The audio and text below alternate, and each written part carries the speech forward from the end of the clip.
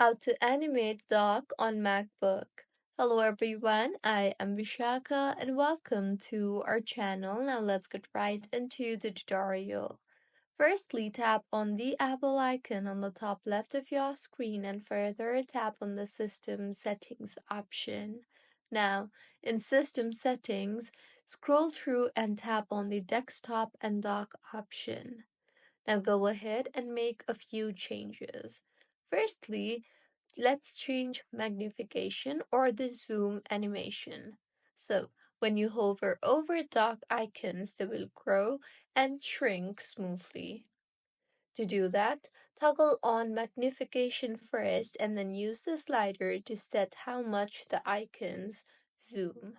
Next, you can also slide the size slider on the left side of the screen and change the size of the icons in your dock. Next, minimize windows using. This controls how windows shrink into the dock. So choose either Genie effect, that is the animated swoop, or you can choose scale effect, that is straight zoom in. Next, animate opening applications. So go ahead and enable animate opening applications and your apps will do a little bounce dance when launching.